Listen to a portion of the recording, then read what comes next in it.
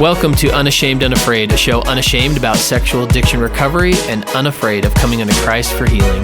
Where we talk about real recovery stories, answer anonymous questions with experts, and share resources that actually work. I'm your host, Steve. And I'm your co-host, James, and we are unashamed, unafraid.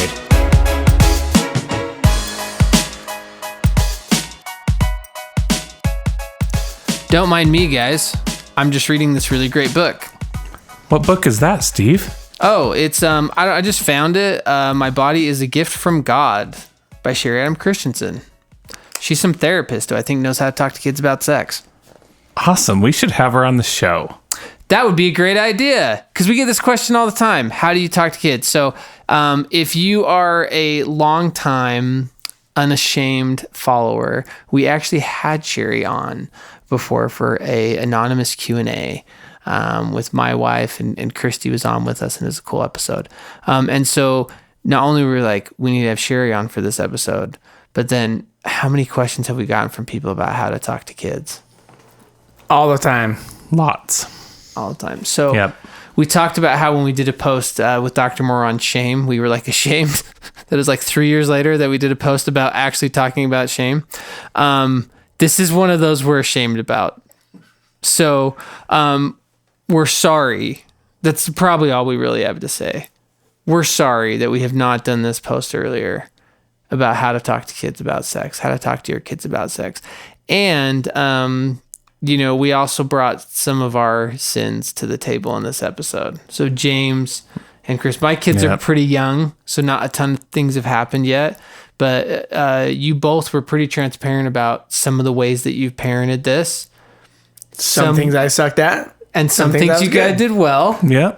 So a little bit of both. So we kind of have the two of you kind of guinea pigging this. But the amount of information, like quality, top notch. Oh, yeah.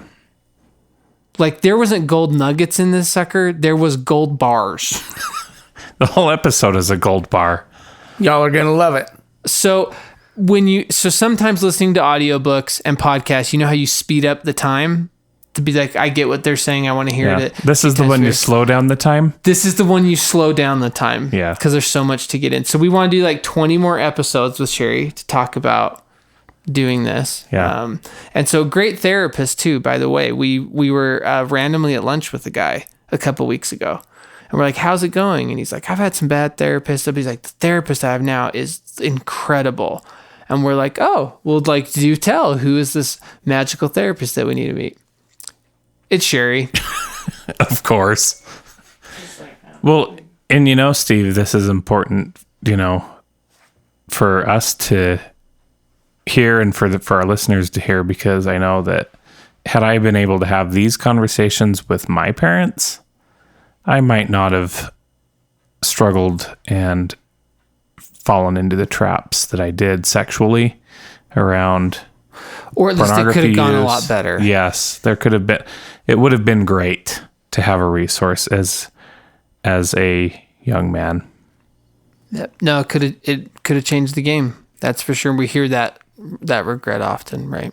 People wanting to change that. So, excellent episode. We hope you take the time. Again, as we tell everyone, if you have any questions that you want to ask a follow-up, you can submit an anonymous question. We'll get experts to come on and answer it, like Sherie, to come on and answer it with us. If you have a great recovery story, we want to hear about it. So send us an email. Tell us you can follow us, social media at Unashamed Unafraid. Give us 5 stars on iTunes if you're enjoying this. That really helps us out. That's how the world judges us. Dun, dun, dun. So help us there. Thanks for listening. We're glad you're here, and we hope you enjoy this time with Sherie, learning about how to talk to our kids about sex.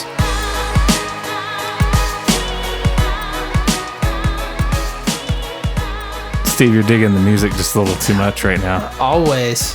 I think we all are. We're all bobbing our head going, this feels right. It feels good. So I want to give a shout out right now before we jump into this to my boy Matt at Family Home Hip Hop. Check that out. He's tracking all the Christian stuff. So he runs EFY at BYU. And is trying to get them all converted to Christian hip hop. So I just freaking love the guy. Nice. I'll tell you someone else that I love, who we have sitting here in the studio with us, is the Sherie Christiansen. Yep. Thank Good to be you. back with you again. It's so good to be back. So we did a Q&A episode back in the day. I say back in the day because we were sitting here with Jason, and Jason's like, "Oh, Sherie, nice to meet you." I'm like, "Dude, what are you talking about?" I'm like, "Sherie's been here, man. She's in the fam. She's unashamed." He's like, we actually recorded this episode back when I was doing it on 2 Yeti mics, and the audio was marginal at best. And so I thought maybe that Sherie would be like, "Dude, these guys are backwater. I'm not going on that." I didn't think we'd get such a big deal again, but we have you back here. Oh, thanks. It's just fun. So if someone's been living under a rock and doesn't know who you are, tell us about you. Oh boy. I am a therapist. I work at Addo Recovery in Linden, Utah, and Lakewood Family Therapy in Taylorsville, Utah. I also have a website, and I do online live courses for betrayal trauma, boundaries, for just general betrayal trauma healing. I'm working on some emotional trauma and boundary courses that are more general right now, as well as courses on teaching your kids about healthy sexuality. So, and the website is? It's just my name, SherieChristiansen.com. Which we will link in the description and in the podcast blog post. I'll get there, I promise. You've only been doing it since 2016. Yeah, thanks, Chris. Shaming. Unashamed. Chris, get the back in there. So I have this neat book in front of me here. So My Body's a Gift from God. Written by, imagine that, Sherie Christiansen. So Indeed. We're going to talk about the book a little bit, and in a larger scope, what we want to talk about is we get the question all the time: how do we talk to kids? From concerned parents, hey, how do we talk? Great that you're sharing all these adult stories and stuff, but how do I talk to the kids, right? Or we have couples we've talked about sharing their story, and they go, well, I don't want my kids to hear it. I'm not sure how my kids will receive it, or what if they hear this? So we get this question all the time. James, you had someone approach you like directly with this question recently? Yeah, absolutely. I've got the text right here. It just says, I keep thinking about our boys, they're teenagers, and I don't want to be naive, but I do want to talk to them more about this, not to scare them, but to help them. I know that this is such a real thing, and addiction in any form is so difficult. So they want, how do I have this conversation? Basically is what she's asking. So first off, tell us about the book. Okay, so the book's called My Body is a Gift from God, Introducing Conversations to Safeguard Children. And it's available on Amazon. And basically what it does is it goes through all of the areas of healthy sexuality for young children, excluding the names of body parts, because some parents still have a issue with that being in print. So you as a parent get to decide when you're going to introduce that to your child. But other than that, it covers all the areas of healthy sexuality for young children. And young meaning, like, give me an age range. So up until you're going to start talking to them. So around the age of 8, every child's going to be a little bit different, what they're ready for, what they're wanting to know. But around the age of 8 is around when you're going to start introducing more detailed conversations about how babies are made and all of those kinds of more detailed conversations. So this is going to cover the ages before that. And that's what's so fabulous, is because you're starting these conversations as soon as they can, as soon as you start reading any kind of book to them. So you're starting these healthy sexuality conversations when they're 2. And besides just covering all of that information, it's also covering all of the really hard topics. Like, this introduces, every page is designed to be a conversation starter. So you can have hundreds of conversations based on every single page in this book. So it's about you as a parent and your value system. My values are pretty awesome. but they're not your values as a parent necessarily. Right. And so every page is designed to start a conversation where you talk with your child about these different subjects, and then they have buy-in, which creates this family structure around values and what your family decides is important about any one particular topic. So every page also, the book's designed to grow with the age and stage of the child. So I even have parents with teenagers that will use this book. And you can kind of use it under the guise of like, oh, we're going to read to the younger kids, but it's designed so that it's general enough to go with whatever the child is experiencing at any particular time. So like in one page, it's talking about, let me see if I can flip to it really quick. Talking about respectful, speaking respectfully about bodies, for example. And so with a 2-year-old or a 4-year-old, you might be talking about potty talk. I'm putting that in quotation marks. Air quotes for us. Yes, air quotes. Thank you. But with a teenager, you might be talking about what was going on in the locker room. Right. So it's designed to go with what their current experiences are and what they're going through. And then it also goes through and starts these conversations about all kinds of other topics like pornography, like sexual abuse, like body image, all of these other kinds of things that are, we look at those topics and we think, that's so scary. I don't even know how to start talking to my teenager, let alone my 2-year-old about it. But then we look at the statistics and yes, they're scary. They are. They're so scary. And they need to have this support and this background of having these conversations with their parents instead of Google, which is, as you know, statistically, Google is the most common place for kids to get this kind of information. And we don't want them to get that there. We do not. You do not want whatever your value system is. Yes. Yep. This is not you the do correct not want your place. kids to get absolutely. Yes, absolutely. You want them to be getting it from you where you're getting, because again, kids' brains, prefrontal cortex, it's not fully developed until you're in your early to mid 20s.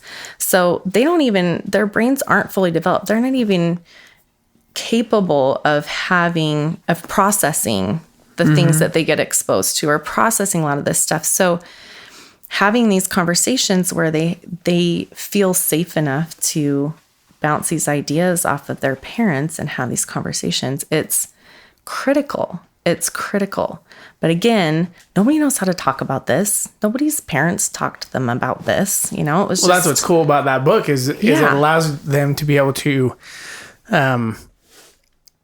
open the door and create that conversation piece for them as they're growing up, and it's not something that's taboo that they can't talk about. Yes. Talk about it, and so it allows them to be able to have someone that they can talk to. Yes, exactly. So as they get older and they really start getting into more detail, that door is already open so that the kid or the child can come to the parent and be like, hey, what is this? Or yes, can you explain this to me? Yes. And that's what I tell parents all the time. It's like they say, when do I talk to my kids about this? And I say, all the time, all the time. You want just little bits of conversation all the time. Whenever you see something, hear something, you ask them about what they've seen or heard. And you just want to pull that in, make it this conversation that you can have in the car or at the dinner table or at working in the garden or anywhere that you are, so that they're comfortable having these conversations with you. And it's not a big deal. It's not something that, we all sit down in our church clothes one time a year or ever. Yes, or ever, really. And we're going to have this really uncomfortable conversation, and then it's over and we never have to talk about it again. Well, what you're putting out as a parent is exactly what they're going to pick up on. And if you're uncomfortable and you're, struggling and then they pick up on that and they're like, we are never having this conversation again. I'm never bringing anything up. Right. My parents are not a safe place. Yes. Yeah. And that's one of the things that's so great about this book is it is so gentle. And for example, I have, parents that, oh my gosh, this is my kid's favorite book. They love it because it talks about how amazing their bodies are and how they can do so many really cool things. Mm-hmm. And then it builds from there on how they can treat themselves and other people and how they deserve respect and other people deserve respect. Yeah. And so it builds these, really fabulous principles, which are at the basis of healthy sexuality. And it teaches them those things as they're just reading this little book with these cute pictures of these kids doing these fun things, which, by the way, I just have to say, I absolutely love the illustrations. They are... Shab Brockbank. Shout out. Yes, she's amazing. And she was actually in high school when she did it. Oh, wow. Yeah. That's she's cool. Pretty awesome. So I'm going to ask you like a looming question in my mind, at least. So I feel like I've done some good things, like with my kids. So, like my daughter, for example, when she was very early, potty training, we were at like, so boys don't take you to the bathroom. And if they do, you tell mom and dad. Mm-hmm. And so we do it in a safe way. It's like, can grandpa take you to the bathroom? No, like, can, whatever. And so it's like, so we kind of know, right? So if there was some uncle that was going to molest my daughter, like she would hopefully have said something about it. And it would, so kind of trying to start to create some safety. But then what I thought to myself is I'm like, so like I've got a lot of shame around sexuality. And lucky for me, I started recovering my kids at a very young age. Mm-hmm. So hopefully by the time that they're more formidable years, both me and my wife are in a healthier place. Mm-hmm. But I just had the thought come to me like, if I'm ashamed about it, are my kids just stuck with that? Like, is my level of shame around sexuality and the topic of talking about sex, like, unless I deal with that, are my kids just kind of doomed to inherit where I am? Like, is that the barometer of whether there's healthy conversation or not? Or even as a parent, like, because I'm thinking of like, what about the couple that, maybe the dad is struggling with pornography addiction, so he's not really going to talk about it. And so the couple's carrying shame, right? The spouse has been given shame by him. Mm-hmm. And so now she's trying to maybe talk to the kids about sex, or they're trying to have the conversation. Mm-hmm. Like, are they just doomed because they're carrying enough shame about sexuality? The kids just inherit that? Or through, using this book and some other stuff, can they bridge that gap? Or so I always think that working on your personal shame is a good idea.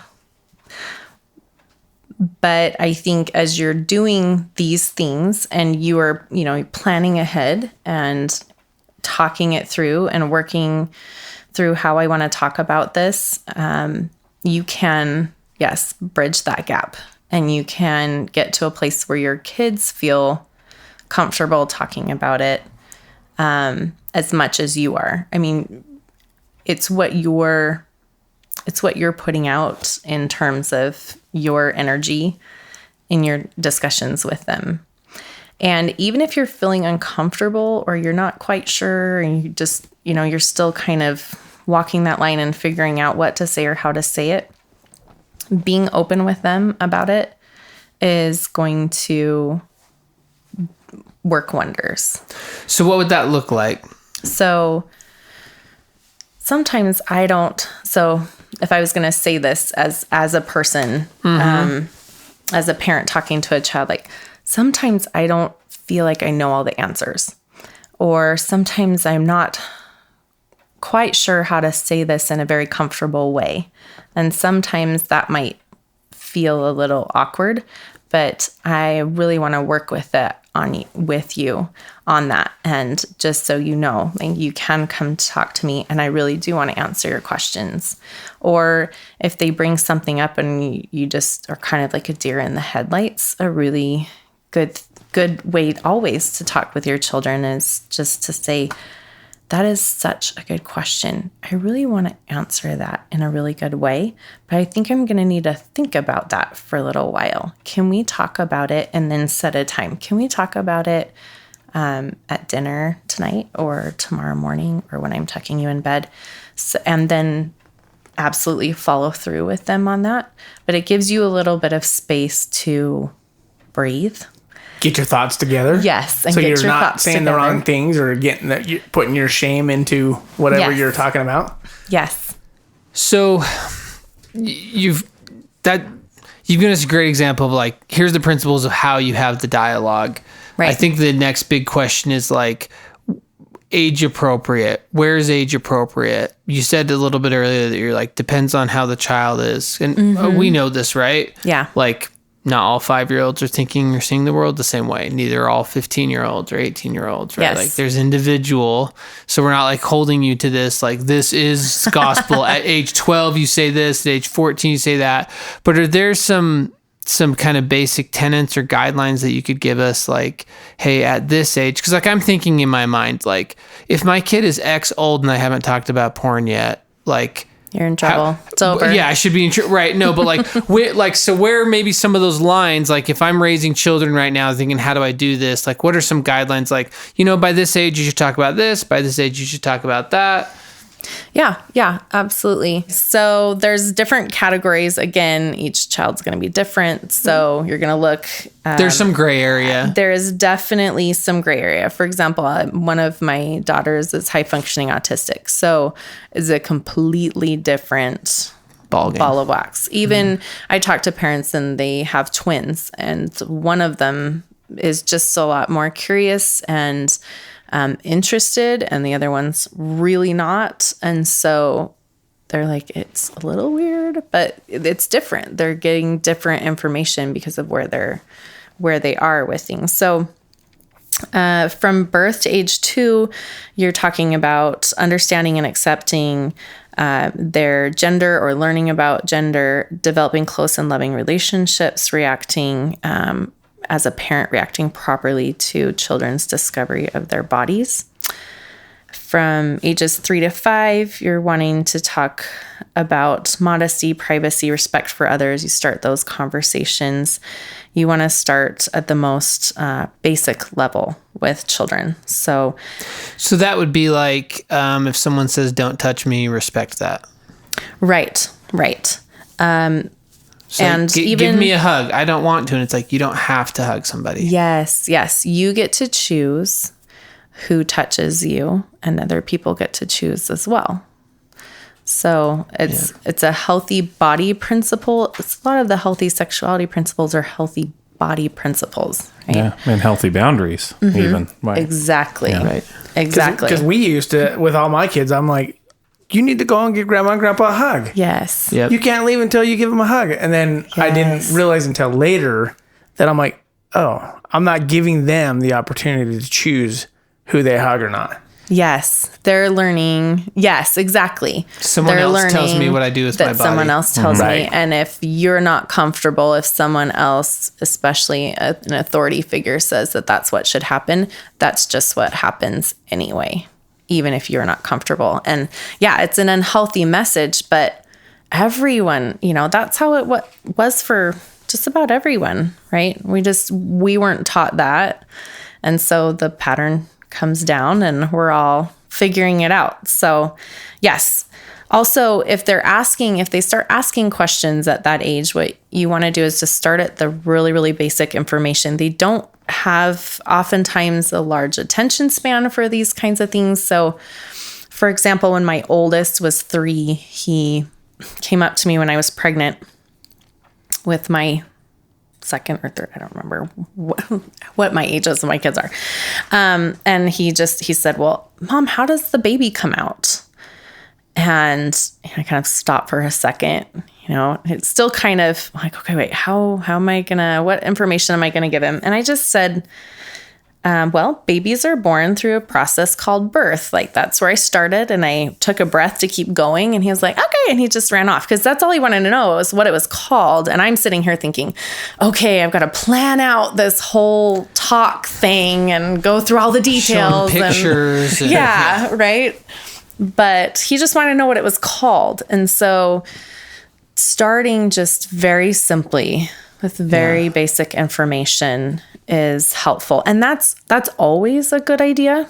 It's always good to start that way and see what is it that you really want. I don't need to fire hose my child. It's like, oh, it's time.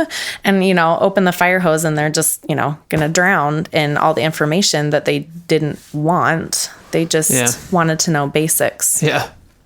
So even my sister was at my house today, and my 11-year-old was talking with her about why she was doing Kempo. And she's like, well, it's just always a good idea to be able to protect yourself. And she said, well, why? And so she said, well, there's some people that aren't good in the world. And she said, oh, like people who want to have sex with you. She's like, yes. And so she said, well, what is that called when someone does that and you didn't ask permission? And she's like, well, it's called rape. And she said, well, what's it called when someone takes you away, steals you or kidnaps you and does that? And she said, well, she's trying to figure out exactly where she was going with that. And then my daughter, because we've had conversations about that, she's like, oh, that's called human trafficking. And my sister's like, yes, it is, So she gave her and she's like, okay. So, and my sister was great. She just said, hey, if there's any extra information you want about that, go have a chat with your mom. And then when I came into the room, she's like, hey, let me tell you what we talked about. And this is what happened. And so it's just great. You just give basic information. And she was able to walk her through. She said, I could tell she was getting a little nervous about that, could feel like a scary topic, like someone taking you away. Mm-hmm. And so she said, I just talked with her about most people aren't like that. It's not really something you need to be too concerned about. Most people aren't like that. It's just a good idea to be prepared. And she was like, okay. And then she was totally fine. So starting with just basic information, she didn't go into tons of really detailed stuff. And she just wanted to know, okay, what is this called? And how do I process that from where I'm at? Yeah. Yeah. So I think we were at 3 to 5. Yep. Right. Okay. So around ages 6 to 10 is when you're going to start talking about how physically gender differences are complementary. You're going to start talking about intimate relationships and how those differ from other kinds of relationships. And then you're going to talk about how other people talk about intimacy versus your own values around intimacy. I love introducing topics of sexuality with the little caveat, hey, guess what? We're going to talk about some cool stuff.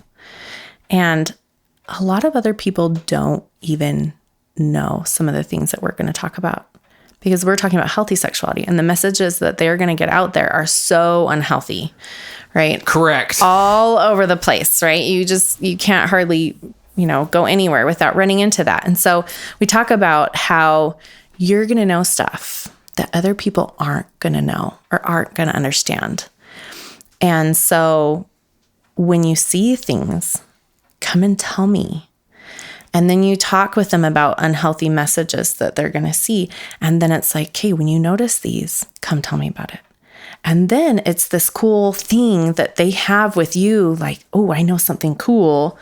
And I know that this isn't healthy, and this is the healthy version of that. And trust, because then when it happens on the playground, some kids like, dude, check out this porn. And they're 8, right? Average dose of exposure 6 to 11, depending on which stat you want to listen to. And at 8, and they've already had that conversation with mom Sherie, then they're going to be like, oh, my mom told me this was going to happen. Yes. So now they have a place to put it, where when there's no conversation, it's like, I don't know, the cool kids say it's cool. Yes. My parents are lame and not safe about this topic. Yes. That makes so much sense to me. And then they come back to you and they're like, guess what happened? Because you've already set that up. Like, come tell me, and we can talk about what you recognize that was unhealthy. So then they're like, ooh, I'm so cool. I know that this is unhealthy. And they want to come and talk to you about it. And then you're getting the information. You know what your kid's being exposed to. You know what's going on. And then you can walk them through that. You did. You totally noticed that. And so what did you feel around that? Did it feel interesting or uncomfortable? Or like, and then you can walk them through what they're feeling in their body when they were experiencing that. And then you're helping them learn to get in touch with their feelings and get in touch with what's going on for themselves instead of shutting things off or brushing it under the rug. Like, oh, that's bad. I'm not supposed to, just stick it on the rug and not talk about it. But that's important. Like, because, they're going to have experiences where they're going to feel arousal.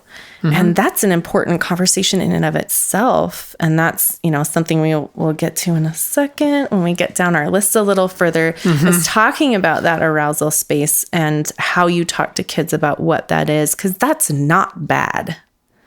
That's really good, right?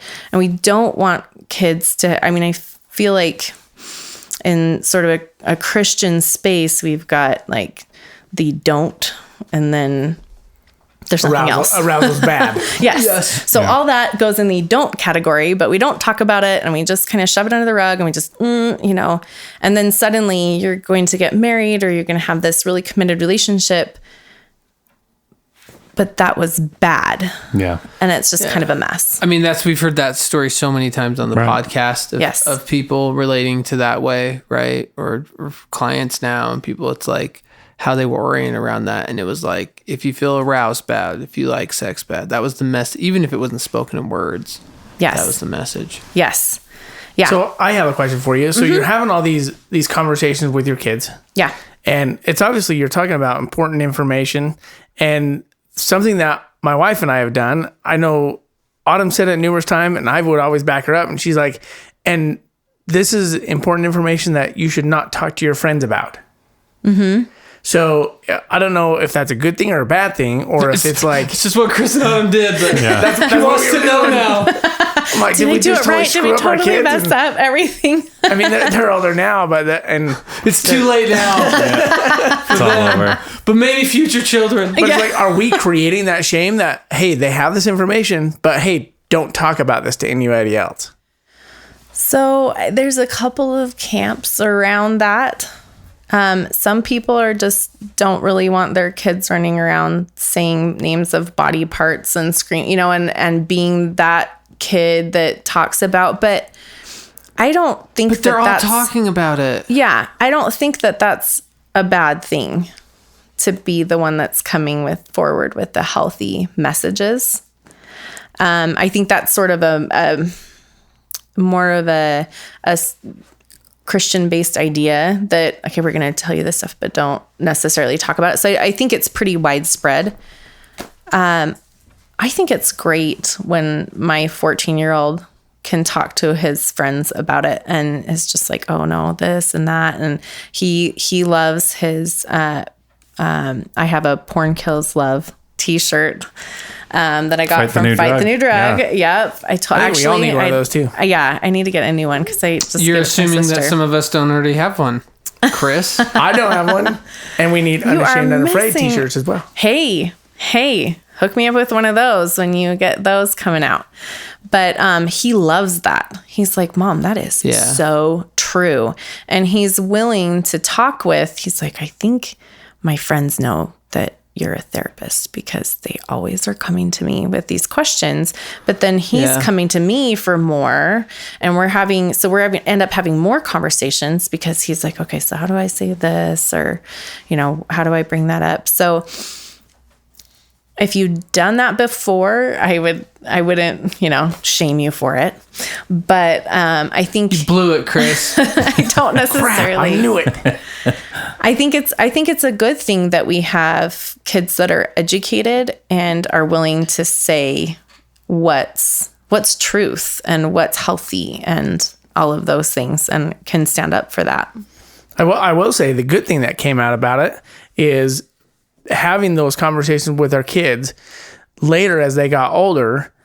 They actually had their friends starting talking to them, and they're like, you know what? You should talk to my parents. Yes. And so their friends have come and talked to us. Like her friend was engaged and she had questions. Mm-hmm. And so we were like, sure. And then her boyfriend had a whole bunch of stuff with addiction and stuff. And she's like, what do I do? Yes. So just having that open conversation has allowed them and their friends to be able to know, hey, they can come and talk to us as well. So it's been really cool. Yes. In an open format, not some weird, creepy way. Yeah. And I feel like That's good. I feel like, Sherie, you're being like super nice and respectful of everyone, which is a great way to be, and you're a good example to me. I'm just like a little bit jaded. What are you? Well, so we just did this documentary, Our Kids Online. It just came out. This couple from New Zealand, and like you've got to have like something pretty messed up or pretty out there to shock me at this point. And right. the number of stories I've heard and depth of sexually acting out, like you got to have a real obscure doozy to surprise me. Right. And so I obviously watched this documentary that like featured in it, and I'm like, well, let's see how it went, you know? And I remember talking to Kayla after, and I'm like, I don't know that you should watch that. And she's like, well, and I'm like, because it was so raw. It was still like they weren't like, but it was so raw of the reality of how inundated kids are. Yes. With pornography, rape culture, all of this. I mean, so in several parts of the documentary, they are interviewing teenage kids, just asking them basic questions. So like one of the questions they asked from several different kids in different countries was, is choking a partner in sex normal? Mm-hmm. And they're all like, oh yeah, totally. And I'm just like, dude, I can't even. So I just have to be honest. And as we're here in Unashamed Land, like if you think your kids aren't talking about this, like you were 20 years ago. Right. Like you're 20 years ago. 20 years ago, they were talking about it. Mm-hmm. So if you're just arriving on, if I don't talk to my kids, someone else will, you are 20 years behind if that's where you are right now. Absolutely. Absolutely. Yes. Kids are talking about it. They're sexting. They're sending stuff. They're, there's really predators can't. in all of that space. Mm-hmm. Any app that your kid is getting on, they're predators. Yeah. So it's so it's so big. So yeah, if you're worried about it being too honest or too real, they are getting hit with that. Yes. Yeah. They're getting proactively exposed. Yeah. Yeah. Yeah. I will tell parents, I said they're getting messages every single day about sexuality. If you're not combating that, or like the world is talking to them about sex every single day. Are you? That's it right there. See, even me being in this world, this sexual addiction world, I was sitting there and my daughter had a whole bunch of her girlfriends over there. They're all of her cheer friends over, and they were sitting there talking about how they were, this kid was asking for nude pics. Mm-hmm. And I'm like, what? Yes. And she's like, oh, does that happen a lot? And they're like, oh, like every day. Like all the time. I'm like, are you serious? Yeah. So then that created conversations that I could have with my daughter and my boys about that particular thing and how important it is not to be sending that kind of stuff. And then, it still allowed us to be able to have that conversation because we had been already having open conversations about all this before. Yes. Yes. Yeah. It's a crazy world we live in. It really, really is. And that's a very common ask in high school and even junior high. Very, very common. So, but I want all the good information. So I was bad. I interrupted you to be like, it's bad. And if you don't know that, wake up. But so we want the rest of the good stuff. You're dropping some serious knowledge on us. Okay. Okay. Yeah. Well, you have to stop and jump in because I'll just go and go. Please do. Go, right? I think we were talking about age 6 to 10. Yeah, 6 to 10. Yeah, that's where we were talking. I want to know what happens at 11. Yeah. So, just with 6 to 10, that's around the space where you're going to talk about, like, the air quotes again, the talk, right? Which shouldn't be a talk, right? It should be lots of conversations, but the information that we generally think of as you giving in that kind of a scenario. So it was at that age we showed our kids the documentary called The Miracle of Birth, and it's a cool documentary. It just kind of shows from the very beginning the egg and the whole thing, and that was so for our two youngest kids. That's when we showed them that. Yes, and then from there, it was interesting. One daughter had a lot of questions. The other daughter was like, "Oh, that was awesome." Yes, and that was it. Yes. Every kid is so different. This is like the confessions of how the Unashamed team has talked to their kids about. We're bringing our sins to Sherie. I'm like, Sherie, this is what we did. Do we do this right? Is this right? Is this wrong? Is this right? Yep. Did we do it wrong? That was totally my older great. two didn't get this, and so Good luck. Yeah, I have no idea how they're going to turn out, but they're 18 and 20 now. We'll see. They'll do great. That's we're all figuring this out. But yeah, that's a great place. I really like talking to kids about, because bodies are so amazing. And, we talk about that in the book, but it's true. And if you can get as excited about that, the miracle of life is really amazing. And so when you talk with them about, even as you're talking about maturation and you're talking about all those different kinds of things, framing it in terms of values, in terms of how amazing their bodies are, is always just, it's going to bring that appreciation for themselves and that really, really healthy space. Yeah. So they're going to appreciate their body rather than feel ashamed of their bodies. Yes. Yeah. It's like, oh, my body can do that, Yeah. Well, this is killer information, because as an adult, I feel like I'm in the place now, like talking to adult clients or people, I can be like, God loves sex. Sex is super good. Like positive. He gave us these bodies. We've all just been doing it really wrong. Yes. Like there's a really great way to do this. Yes. But then I'm like, that is how the conversation should be with kids. Like this should be a total positive. Yes. Like, it shouldn't be the shame negative thing. And I feel like you're like giving us the how. Yes. Yeah. Which I personally greatly appreciate. I hope everyone else listening does. But for me, this is awesome. Yeah. And going into your value system around that. And, this is a wonderful, amazing thing. And I mean, when you're talking with adult clients and, we have a lot of shame on the addict side, but a lot of shame on the spouse side too, because especially, women are taught in our culture that you're not allowed to feel sexual. You're not allowed to have any of those feelings. And I just look at them and I say, your body, like female body, has an organ that is specifically designed for sexual pleasure and nothing else. It has to be there for a reason, right? God didn't just like, oh, we'll just, throw some random things. Like it is there for a reason. You are designed by God to have pleasure sexually and enjoy that relationship and build that relationship. Mic drop. How de-shaming is that? Just to understand Right? that piece right there. Yeah. You were designed that way Yes. by Yes. God. Yeah. Who you think if you have just even arousal that it's bad and you're a horrible Yes. person because you have arousal. Mm-hmm. And yet, if you know and understand that piece, that's pretty awesome. Yeah. So arousal, because I want all the answers. So arousal, you start talking to that age 11. That's when you start, because you hinted yes. at it, and so now I've just been the curiosity has been killing me. Yeah. So, okay, we're just going to jump. Okay, so let me get through my little categories and then we can talk details. Okay, so we're going to jump back to ages 10 through 15.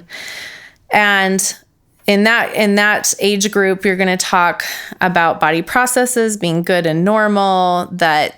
So this is the age where hormones are starting to go and all of that. And so it's also a good idea to talk about things like that attraction and physical attraction is not the sole purpose of our lives, right?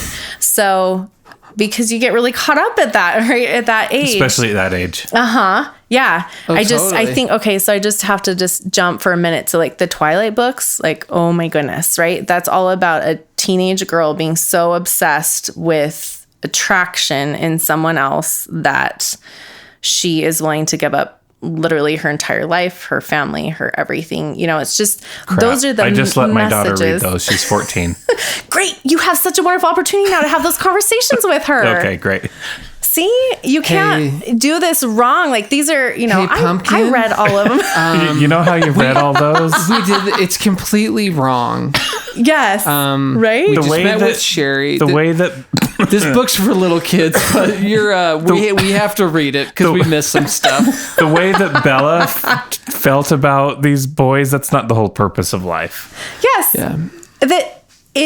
They're going to run into this stuff all the time. Yeah. Like, you're not going to be able to protect them from everything. And that's not your job. Your job is to be the support that they can come to, the person that they can talk to process all the things that they're running into, not to save them from every tiny little thing. If you're still protecting your kids, 20 years ago called it once it's gospel. Right. Right. That goes back to that. Like, they will be exposed. It will happen. Yeah. Can I quote Finding Nemo? Yes. Right. Like, if you say, you know, if nothing's ever going to happen, now I'm not even be able to quote it right. Like, nothing, what Dory tells him, like, I told him nothing would ever happen to him. And she's like, if nothing ever happens to them, then nothing's ever going to happen to him. Right. Totally not quoting that right. But that you just can't, unless you're going to just stick them in your house and in the corner and not ever let them do anything ever. Yep. Right. Yep. So it's great. Now you have this awesome opportunity. Great. Yeah. I'm going to go talk to her. Yeah. Season's great. You blew it, and now it can. Yep.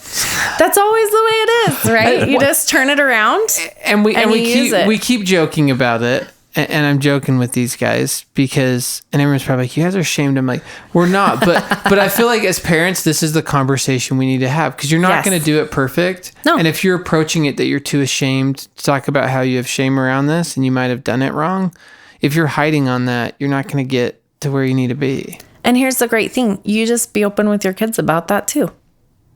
Yeah. Like I just feel like I totally blew it yesterday when we were talking about this. Yeah. Okay. That's why I like the concept. Okay, so I blew it, and now I can go back to her and say, tell me the conversation I need to have now with her. Okay. Okay, so... Read your scriptures every day and don't ever talk about sex again. And then when you're married, it'll all just work out. And it all just works out. It's all fine. And everything will be beautiful and rainbows. So, because you were touching on it, it's like, okay, tell them that this isn't the be-all, end-all of their existence, right? Yes. So, and I can tell you this because I've read all those books. Okay. Right? So, there you go. But, you know, the concept of that story is, again, she is so enamored with this guy who turns out to be a vampire that she's willing to really just give over everything. Mm-hmm. Like, she's willing to leave her family. She's willing to die and then become immortal and live this whole other life with him. And so I don't know if you had a conversation about the books beforehand or whatever. You're just like, oh, cool, reading the books. And then you just say, hey, you know, I've learned a little bit about what happens in those books. And how do you think that that Bella is, you know, with this guy? Do you think that her doing everything for him and everything is about him and her whole life will be destroyed if she's not with him? Do you think that is healthy?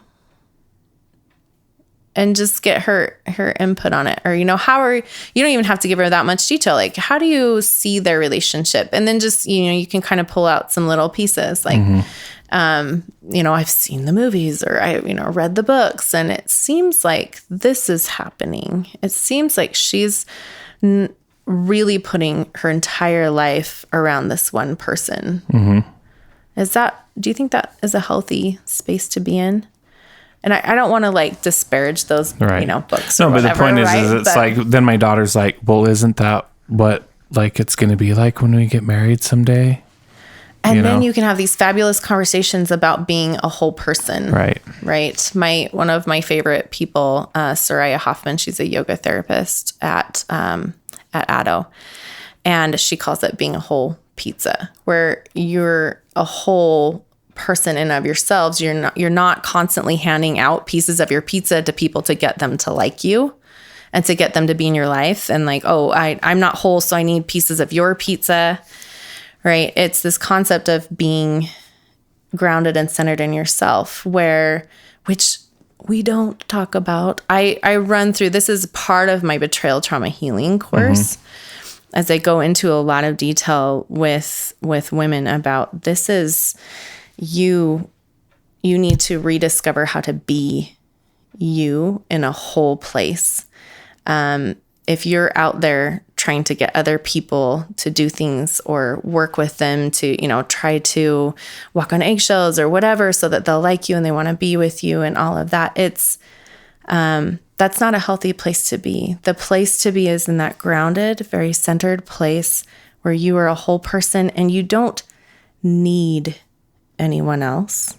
Sherie, we could do like a whole nother episode on just this right here. I know. This, so, I go into a lot of detail about this. That's super huge because the world is full of people that feel like they're not. I want their you. whole I need pizza, you. right? Oh baby. Yeah. Right. I can't live without you. I can't live with or with. I mean, we can just go on and on with the quotes. And so the concept. I think of a specific story I had with a teenage girl, 17, in my neighborhood. And she's over there talking to my wife, whatever. And so everyone's all concerned. She has this college boyfriend, right? Which I'm like, with everyone else, I'm like, okay, because this dude's for real, right? Yeah. And so I'm sitting with her and I'm like, is this real? Just this relationship kind of talk thing. Like, is this real? And she's like, yeah. And I'm like, so tell me about physical intimacy. I'm like, that's going on. Your parents are talking about it. Everyone's concerned. You're going to cross lines or whatever. So I just name it. And she's like, yeah. And I said, so it'd be interesting how much he cares about you if you took that off the table.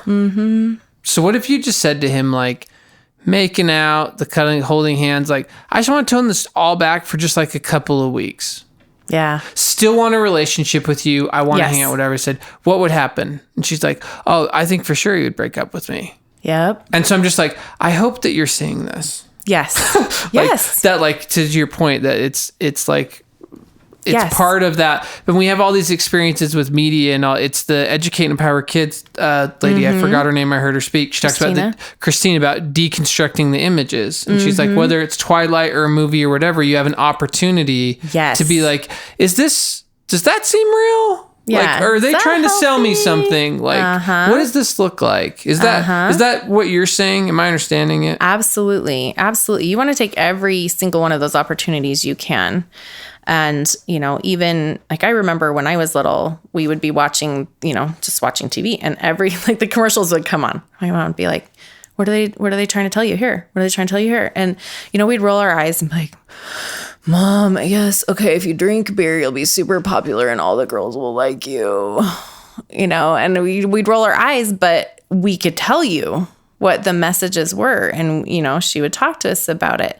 And so, yes, deconstructing that. And one of the biggest things that we don't understand. So now you're saying we can go into a whole other episode just on this. So I think I need that episode for myself. Yep. So, all right, we'll do another one. I get to co-host that one, Chris. We've confessed our sins to Sherie. We're ready to repent. Yep. It's coming in. Okay, so we can't keep you for 15 hours. So we'll keep it down to like one-ish. Okay. So we had a question. What was the question about? Oh, so that, talking. I think it was your question about. So anyway, after that, you're going to get into more. After 15. So you're just getting into more details. Just more details. You're going to be talking about current events and, all of those different kinds of things. And just a lot more detail about topics that they're interested in and that are going on in the media and all of those different kinds of things. Yeah. So but now my kids are out of the house because here's a question that I have had come up. Yeah. So I was having this conversation with Kayla, my wife, and I'm like, oh, we will totally talk to our adult kids about sex. Uh-huh. And she's like, that is so weird if my parents would have talked to me about sex. And I'm like, well, so here's one for you between the eyes. Okay. Kayla. I was like, so we got married under pretense that I had never had a sexual relationship with anyone. Yeah. Which was super not true. Yeah. So there were, and I won't get all into the details for sake of not being graphic, but there were some keys that had my wife had more sexual education it would have been 100% obvious that I'd had sexual relationships with someone else. Yeah. And had she had that education and a support system where she could have talked about that, she could have, there on our honeymoon in the early moments, been like, hey, bud, I don't have the whole story, so you want to give it to me or what? And that could have saved her a lot of pain, a lot of heartache, right? I could have started recovery several years sooner, right? And so tell me about on her. Tell me about no. I'm just saying that was an example as we were talking about it. She's like, we shouldn't talk to adult kids, and I'm like, if you were an adult kid who got talked to, your life could have been different. Yeah, like it could have helped you so much. And so. Do we talk to adult kids? Yes. I would say the one caveat is you want to talk to them about things in general and not things in specific. Right. Because I get that a lot. Like people are like, oh, my parents said that. And now I know exactly what's going on in their sex life because of the way they were talking about it. Like, yes, the overshare. The overshare, and just instead of more general information, right? Not this is what we're doing. Right. And as adult children, you got to respect the boundaries, right? They're like, they're adults. Sure. Yeah. Yeah. So. Again, it goes back to that healthy person. Like, I am totally open to whatever you would like to talk about. And, if you don't want to, that's totally fine too. You do what you need to do, right? Because they're adults and they get to make those decisions. Totally. Chris, ask our burning question. How do we talk to our kids about our own addiction? Oh, that's a good question. Because we get that I know all how the time. I did it, but I don't know. And we do have more sins to confess to you, but and we'd like to know the right way. We definitely get that. Autumn and I get that question a lot, especially when we come and speak at like lifestyle events or different events. There's so many, so many people ask that question. How do we talk to our kids about our addiction? When do we share it with them? What is the best way to do that? I think, again, there's a couple camps, in that area. Totally.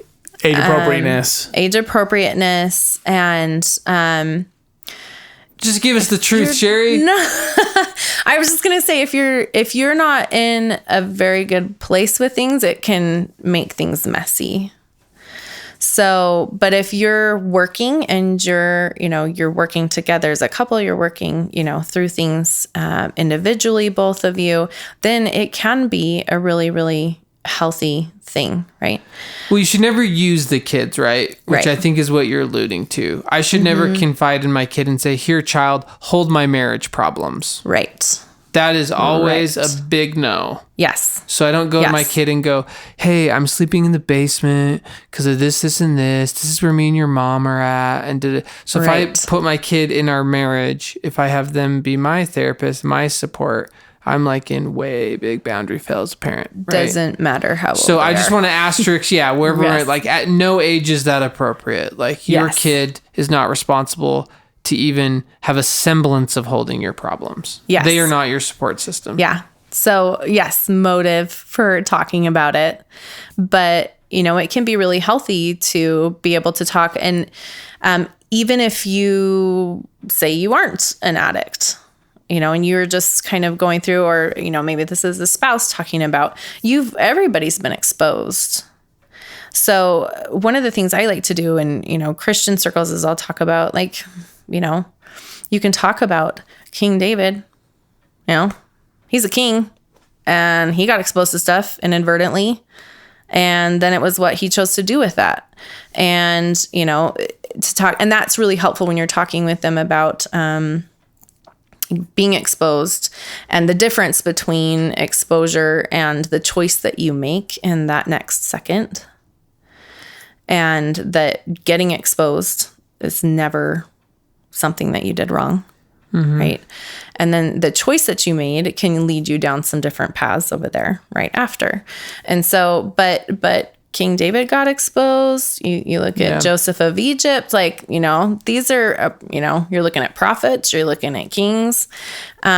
Everybody gets exposed to things. And so that's a really good way to say like, hey, this is my experience. Whatever your experience is, this has been my experience. Like, oh, yeah, last week I pulled something up and oh my goodness, this whole thing popped up and I didn't even know or whatever. And this is what I chose to do about it. and you can go through that. Now, if you have been in a place of addiction, you don't want to go into a ton of details about what you did about it that wasn't healthy, right? Yeah. But you can say, here's how I chose to numb out and maladaptively cope with my problems, child. In great detail. Yeah. No, you want... Vomit, yeah. Yes, but you can say, I've been there and I've made poor choices before. And I am making different choices now, and I'm so much happier now. Again, it's like going back to the making a mistake. You can use those, and that can be so helpful to them to know, oh my gosh, it's not just me. Like, I just got inadvertently exposed, or I made a mistake and I, pulled stuff up on purpose, or whatever it is that, my parents or my ecclesiastical leaders or whoever is in my life that, kids will look at and they're like, my parents never do anything bad, right? That you can say, yeah, this stuff has happened to me too. Yeah. Or even if you haven't ever actually engaged with anything intentionally, you've still been exposed, guarantee it. For and sure. You can use that to help your kids. Yeah. So Sherie, a wealth of knowledge. And we've been joking this whole time, like, we need more, but being honest, like, we do need more, right? To be honest, that's probably the largest message I'm getting from us sitting here is I'm like, and I'm someone who thinks I'm in the know. And as you've gone through everything, I'm like, I got to learn a lot of stuff still. Yeah. And I've got to grow. And so I think to your point, this isn't one conversation we have with our kids. I'm probably not going to learn how to talk to my kids about sex in a single sitting. Absolutely. So, we appreciate you sharing so much information. Absolutely. So fast. And so just want to plug again your book, right? So My Body's a Gift from God on Amazon. I can get it now. You can. And we know a little secret. Yes, I did share a little secret. That there might be some other things coming down the barrel. Yes. Yep. I'm working on a book for parents who have children starting around 8. And so this first book here is for parents to read with their children. It's like a little kid's storybook, and you can't see a picture of it, but that's how that is designed, so that you're in this quiet, comfortable space with your children. That's a very peaceful space. And then you're learning about these cool things. So they associate that feeling with this topic. And then as they grow, this second book is for parents, and then it'll go and have chapters around, okay, how do I talk about maturation? How do I talk about pornography? How do I talk about sex? And all of those different kinds of things. Usually when I go and talk to people and present places, people come up after and they're just like, can I just record your voice saying what the things, because when you say it, it sounds so easy. It sounds so doable. And I agree with them. And so we did record your voice saying it. You did record my voice saying it. But that's the thing is this isn't a scary topic. It's a really amazing topic. And when we sort of do that reframe, it becomes really cool. Like, we talked about with the miracle of life and all of these, really cool things. So that's coming down. So there will be, conversation. We'll talk about how to do it. There's also conversations of like, okay, if I was just to say the exact words, like if I could just memorize the right words, there'll be those kinds of things in there as well. Yeah, that is awesome. So tell us again, where do people find you? My website is sherriechristiansen.com. So all things Sherie you can find there. Thank you again so much for joining us. Absolutely. If you found this helpful, give us 5 stars on iTunes. That's how the world judges us. And so I appreciate, as always, James and Chris for being honest about your experience as parents. I have, I'm 3 and 6, my kids at this point in time. So sharing some of, your guys' journey, maybe what you did right, maybe what you did wrong. And just, it's a good example of, we don't have to beat ourselves up on this. We can just keep learning and grow. So, love you guys. Love you, man. Love Great you, to be Steve. here. You know who else I love? Our outsiders, because they're amazing. And so outsiders, we love you. Becoming an outsider, you can donate at unashamedandafraid.com/donate. donate. That will get you into the bonus content, a lot of other cool things. And we use that money to fund scholarships, to help people get to therapy, get books, go to retreats, all sorts of cool things. So we invite you to go to the website, follow us on social media at Unashamed Unafraid on Facebook and Instagram. And until you join us again, or we see you in person, or reach out, send us an email. If you have an amazing recovery story, anonymous question, let us know, and we'll get awesome experts like Sherie to show up and come and join these. So until we get to be with you again, please remain unashamed and unafraid.